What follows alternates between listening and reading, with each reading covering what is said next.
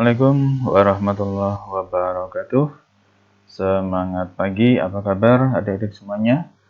Kali ini kita akan masuk pada pembahasan tentang gerak melingkar. Nah, coba kita lihat ilustrasi berikut. Jadi untuk membahas tentang gerak melingkar, kita coba perhatikan titik A ini ya, titik A yang kita ambil pada bagian pinggir ya dari roda yang sedang berputar ini gitu. Nah, ada beberapa istilah yang perlu kita pahami, yang perlu kita mengerti bersama-sama yang terkait dengan besaran-besaran fisis pada gerak melingkar ini itu. Nah, yang pertama adalah periode dan frekuensi. Ya, jadi apa sebenarnya periode dan apa sebenarnya frekuensi? Itu mari coba kita lihat putaran dari roda ini. Itu. Nah, yang pertama kita perlu lihat bahwa pada gerak melingkar sering kita mendeskripsikan dalam frekuensi ya. Kita sering bicara tentang frekuensi gitu. Apa sih sebenarnya yang dimaksud dengan frekuensi? Itu adalah jumlah putaran. Jadi kalau titik A ya, titik A ini mula-mula di sini kemudian berputar, ya kembali lagi di posisi A. Jadi awalnya kan di bawah gitu kan ya. Kemudian dia berputar lalu sampai ke titik paling bawah lagi, yaitu dinamakan dengan satu putaran. Nah, dalam satu detik waktu ya, dalam satu detik waktu itu berapa kali putaran yang dialami oleh A. Nah, gitu ya. Jadi dalam waktu satu detik itu berapa kali putaran. Nah, itulah yang dinamakan dengan frekuensi. Secara lebih detail, frekuensi itu adalah banyaknya putaran atau jumlah putaran tiap satuan waktu. Nah, itulah frekuensi. Nah, kemudian apa yang dimaksud dengan periode? Tuh, yang dilambangkan dengan T besar, yaitu waktu yang diperlukan untuk melakukan satu kali putaran. Jadi satu kali putaran saja. Ya, dari titik A kembali ke titik A lagi.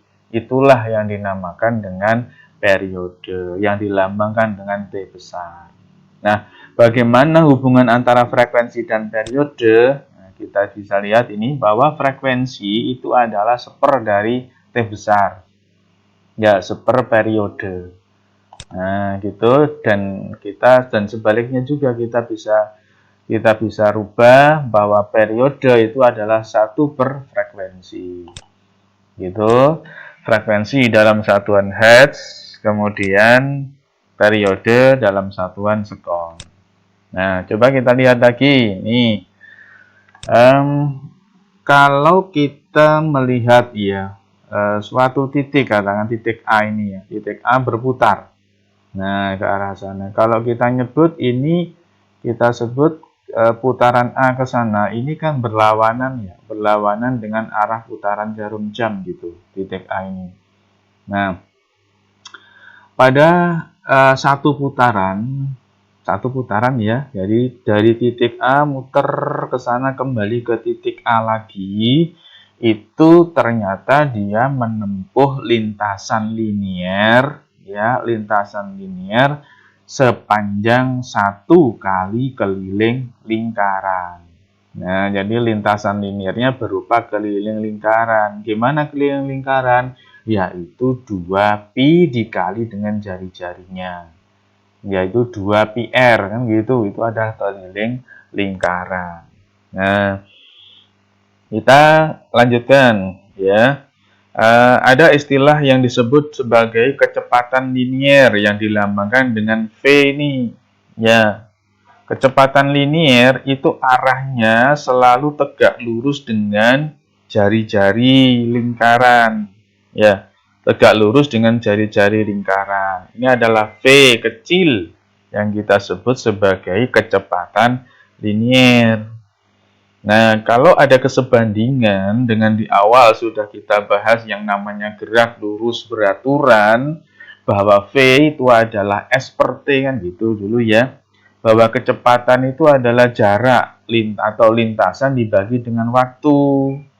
Maka untuk gerak melingkar ini jaraknya atau lintasannya karena berupa keliling lingkaran ini diganti menjadi 2πr. Nah, di sini inilah S-nya. Gitu. 2πr dibagi dengan T. Kalau biasanya pakai T kecil, ini pakai T besar. Ya, ini adalah T besar. Adalah periode. Mirip kan dengan gerak lurus ya, jadi hanya ini diganti saja lintasannya dengan lintasan keliling lingkaran dan ini diganti dengan periode. Nah, seperti itu. Untuk kemudian kita bisa lanjutkan pembahasannya ini pada perpindahan sudut. Walaupun nanti ada istilah 2π per T itu apa gitu ya. 2π dibagi dengan periode itu yang kita sebut sebagai kecepatan sudut yang kita namakan sebagai omega atau disimbolkan sebagai omega. Nanti saja, ini sementara ini dulu. Kita lanjut ke perpindahan sudut. Oke, gambarnya hampir mirip dengan ini ya. Jadi kalau ini dinamakan sebagai theta, ya theta, titik ini berangkat dari posisi di sini, lalu pindah ke sana, dia putar dengan jari-jari sebesar R. Itu. Nah, dalam sistem internasional, perpindahan sudut memiliki satuan radian. Ya, satuannya adalah radian. Besar sudut theta, yaitu ini ya, besar sudut theta dalam radian ini didefinisikan sebagai perbandingan jarak linier, ya, perbandingan jarak linier dibagi dengan jari-jari roda.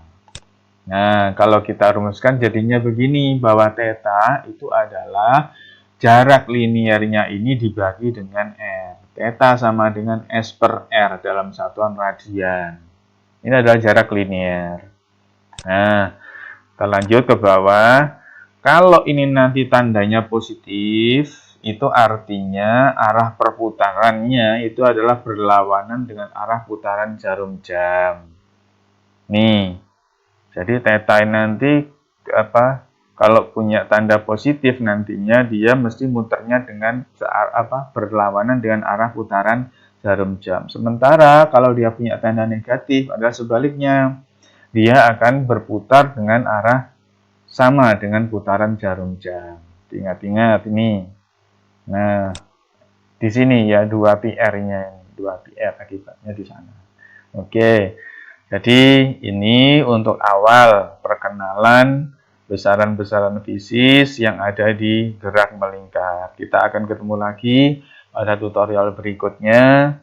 Tetap semangat dalam belajar. Assalamualaikum warahmatullahi wabarakatuh.